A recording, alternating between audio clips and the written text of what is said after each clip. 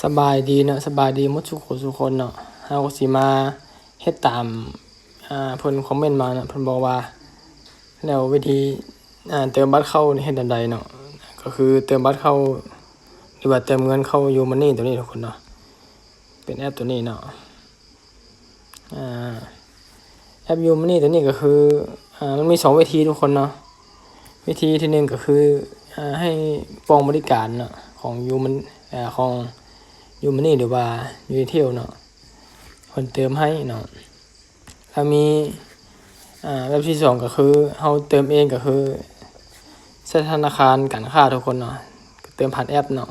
BCA1 นั่นเนาะก็คือ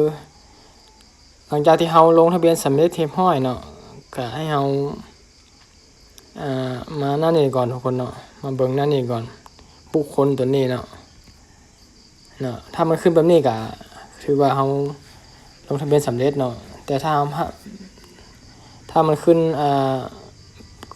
ป้อนข้อมูลให้ครบถ้วนก็คือเฮาต้องมาป้อนข้อมูลบ่อนนี้อีกเนาะข้อมูลส่วนตัวของเฮาเนาะก็คือใ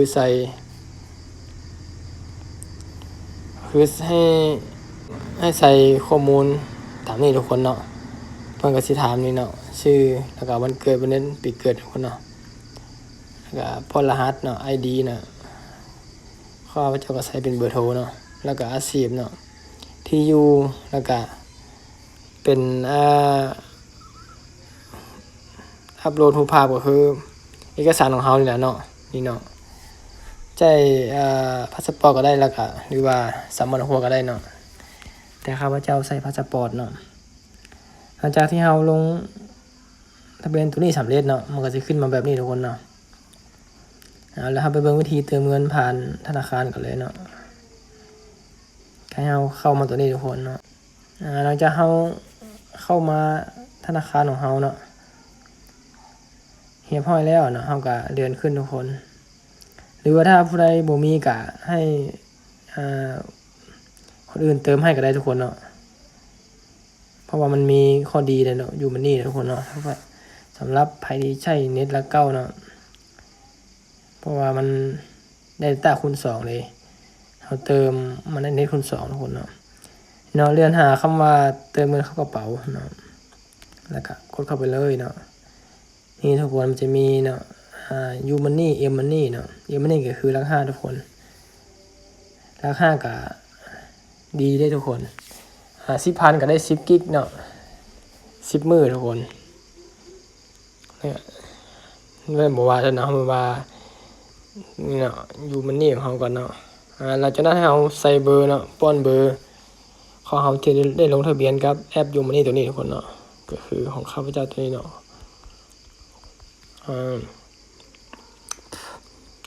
หลังจากเฮากดเบอร์ใส่ให้เฮากดต่อไปทุกคนเนาะมันก็ขึ้นมาแบบนี้เนาะถ้าเฮาลงทะเบียนสำเร็จเนาะที่ข้าพเจ้าบอกไว้เมื่อกี้ทุกคนเนาะเฮาต้องถ่ายรูปของเฮาลงให้มันเรียบร้อยเนาะถ้าลงบ่เรียบร้อยมันสิบ่ขึ้นแบบนี้ทุกคนถ้าบ่ขึ้นแบบนี้ก็แสดงว่าเฮาลงทะเบียน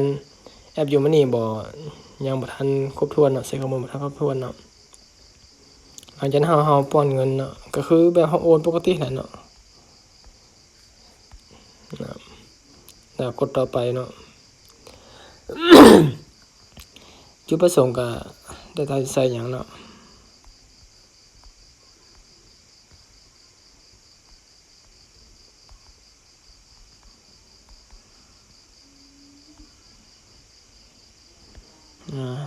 แล้วกดต่อไปเนาะกระเป๋าอีกเนาะเห็นว่าทุกคนมันสิมีค่าธรรมเนียม 10,000 ทุกคนเนาะข้าพเจ้าแนะนำให้ผู้ใดเติมก็เติมหลายแน่เนาะเพราะว่าเฮาใช้เน็ตมันมี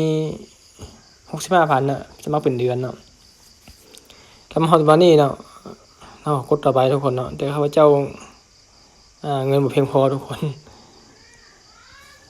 ตอนนี้บ่มีเงินเนาะให้เฮากดต่อไปให้เฮากดปกติให้ทุกคนเนาะ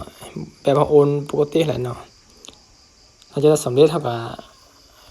เข้ามาหน้าแอปเนาะเฮากดตัวนี้ทุกคนเนาะข้าพเจ้าเติมแล้วก็สมัครแล้วเนาะแต่เหลือ 2,000 กีบเนาะ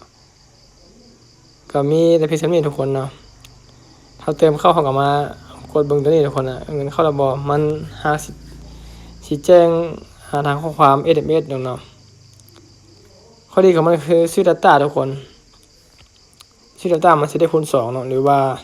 รับส่วนลด10%เนาะขอโทษหลายๆเห็นบ่ทุกคนตัวนี้เนาะเดี๋ยวเขาจะเฮ็ดให้เบิ่งเนาะสมมุติว่า65,000กีบเนาะ40เมกเนาะ40จิกเนาะทุกคนเนาะ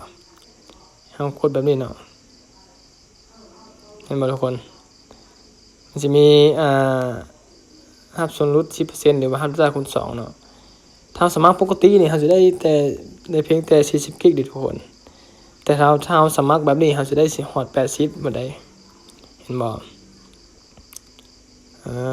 นี่หมายว่า80,000ก็สิได้60,000เมกเนาะก็คือ60กิกนั่นแหละเนาะแล้วก็มี99,000กีบเนาะ80กิกแล้วก็ถ้าเอาเฮ็ดถ้าเอาเติมแบบนี้เขาจะได้คูณ2เนาะก็คือ99,000กีบเขาก็สิได้อยู่160ทุกคนเห็นว่าคนมีหลายเนาะ